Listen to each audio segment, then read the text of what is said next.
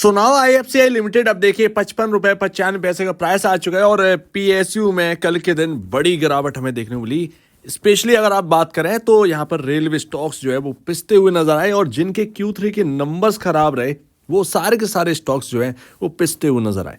ऐसे में क्या आईएफसीआई लिमिटेड के अंदर सपोर्ट बनेंगे या खरीदारी लौटेगी या फिर एक नई खरीदारी के लिए तैयारी कर लेना चाहिए? तो अभी अगर आप बात करें स्पेशली आईएफसीआई को रिलेटेड तो देखिए ये एक ऐसा स्टॉक है एंटायर पीएसयू के अंदर जो टर्न अराउंड स्टोरी बेस्ड है। जी हाँ, होप बेस्ड है क्योंकि ऑलरेडी आप जानते हैं आईएफसीआई लिमिटेड के कहां पर फाइनेंशियल थे वो आज कहां पर है। तो सुधार हो रहा है, धीरे धीरे सुधार हमें देखना पड़ेगा। तो ऐसे में होप बेस्ड यहाँ पर जो है रैली हमें देखने को मिली, लेकिन रैली जो है वो कुछ ज्यादा ही यहाँ पर देखने को मिलेगी बिकॉज पीएसयूज यहाँ पर जो है ना लगातार फेवरेबल बने जा रहे हैं। सारा मार्केट जो है वो पीएसयू पर ही बाई जोन देख रहा था।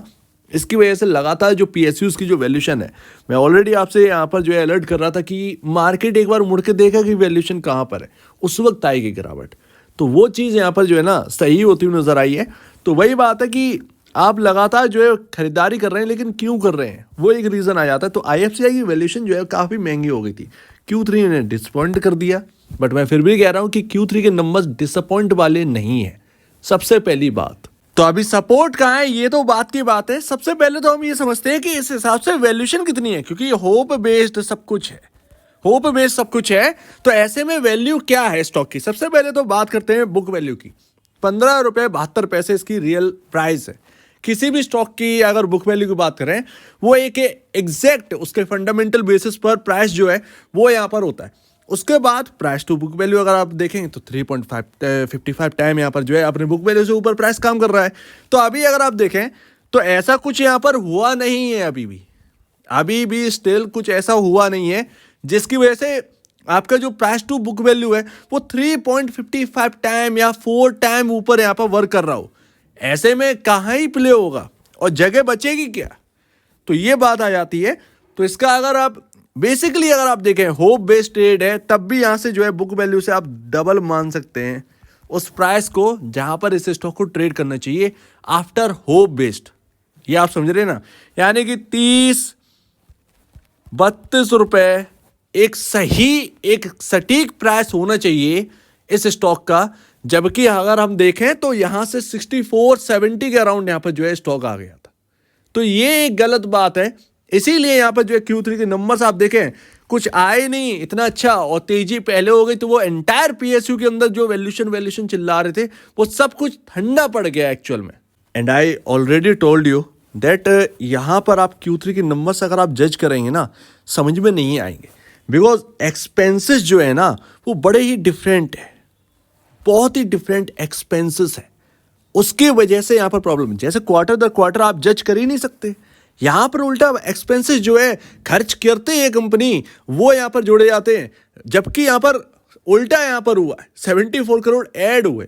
सो दैट इसकी वजह से ऑपरेटिंग प्रॉफिट जो है ना वो बड़ा जबरदस्त देखने को मिल रहा है, जिस इसकी वजह से एक्चुअल में आपका जो है Q2 के नंबर अच्छे लगे।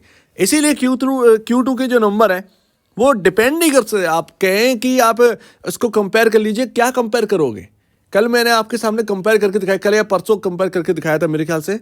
तो यहाँ पर एक रियलिटी बात यही है कि अभी आपको कुछ क्वार्टर देखने ही होंगे। अगर आप आईएफसीआई लिमिटेड का स्टॉक ले रखे हैं, एंटायर पीएसयू में कुछ भी हो जाए, ये स्टॉक के अंदर आपको क्वार्टर दर क्वार्टर नंबर्स देखने हैं। एटलीस्ट आपको 3 से 4 क्वार्टर देखने ही है। पहला क्वार्टर आपके सामने हो ही गया है, 2-3 क्वार्टर और देखिए। अगर नंबर्स में बढ़ोतरी हो रही है कहीं ना कहीं वो टर्न अराउंड स्टोरी आपके फेवर में आ जाएगी। अदरवाइज बहुत ज़्यादा हाईयर साइड अगर आपने प्राइस खरीद रखा है उसका कोई मतलब नहीं है, नंबर्स भी रिफ्लेक्ट नहीं कर रहा है और प्राइस हाईयर साइड है, तो कैसे यहाँ पर जो है स्टेबल होगा? सिर्फ पीएसयू की एक ना छवि की वजह से ये स्टॉक हाईयर साइड घूम रहा था, अदरवाइज ऐसा कुछ भी नहीं हुआ था। और एक इन्वेस्टर नहीं, आप देखिए इस कंपनी के अंदर 5.85 लाख शेयर होल्डर्स निवेशित है। अब आप सोचिए आईएफसीआई लिमिटेड के अंदर। और हमारी जो बात थी वो यही थी कि प्रेसिडेंट ऑफ इंडिया जो है वो यहाँ पर अपना क्यों होल्डिंग जो है वो बढ़ा रहे हैं, जबकि फाइनेंशियल जो है वो बिल्कुल क्रैश हो चुके हैं। तो उस बेस्ड पर यहाँ पर 16 रुपए पर ट्रेड लिया गया था। बट 64 जस्टिफाई करता ही नहीं है। तो आपको पीएसयूज के अंदर सिलेक्टिव रहना पड़ेगा। अगर आपने आईएफसीआई लिमिटेड हायर साइड ले रखा है, अभी एवरेज का ही टाइम आएगा, बट यहां पर आपको एवरेज नहीं करना है मेरे ख्याल से, बिल्कुल नहीं। अगर आपको 38 रुपये मिले उधर एवरेज करिएगा, ऊपर ही साइड पर एवरेज करने की कोई जरूरत नहीं है। 38 रुपये मिले अपनी रियल प्राइस पर मिले तब कुछ देखिएगा। एंड लास्ट, मार्केट है, हलवा नहीं है।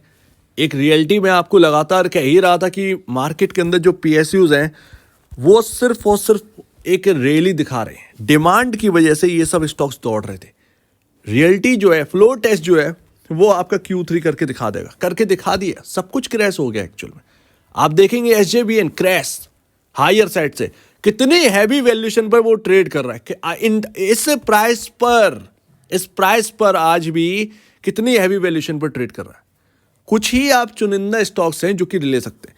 अगर आप पूछोगे IFCI लिमिटेड, तो IFCI लिमिटेड बिल्कुल एक अलग कंपनी है, बिल्कुल एक अलग कंपनी है। ये उन पीएसयू के साथ नहीं है।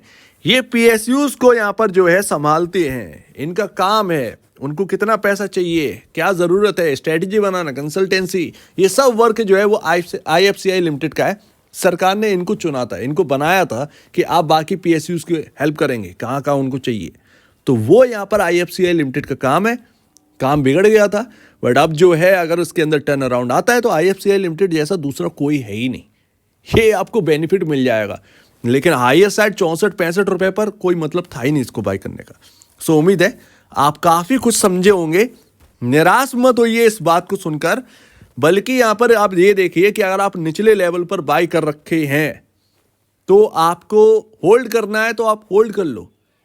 लेकिन ये सिर्फ और सिर्फ एक होप बेस्ड है। कुछ भी अभी चेंज नहीं हुआ है। कुछ भी आगे चेंज होगा या नहीं होगा वही इस स्टॉक पर रिफ्लेक्ट करेगा। अदरवाइज एक बार ये क्रैश हो गए ना पीएसयूज, अब लोग सब समझ गए कि वैल्यूएशन क्या होती है।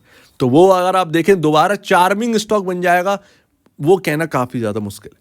फिलहाल अभी कहाँ तक गिरावट हो सकती है? 48। अगर ये 48 भी नहीं ये संभल रहा है तो अराउंड 45, और सही प्राइस तो भैया मैं ऑलरेडी आपसे कह दूँ 38 रुपये।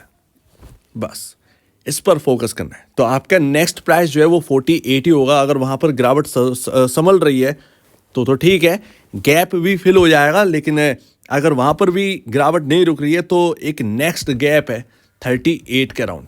38 रुपये अपना प्राइस जो है वो तय कर रही है कि मुझे 38 रुपये पर बाई करना है और उसमें वेट करिए। अगर आ जाए तो ठीक है, अदरवाइज नहीं आए तो छोड़ दीजिए। वो अपने हिसाब से आ ही जाएगा आपके प्राइस पर। आपको थोड़ा सा इधर उधर मूव करते हुए देखेगा, आपको लगेगा कि मैं चलने लगा हूँ, बट एक्चुअल में ऐसा कुछ भी नहीं होगा। यहाँ पर आप देखेंगे कुछ दिन बाद कि वापस आपको वो प्राइस मिल ही जाएगा।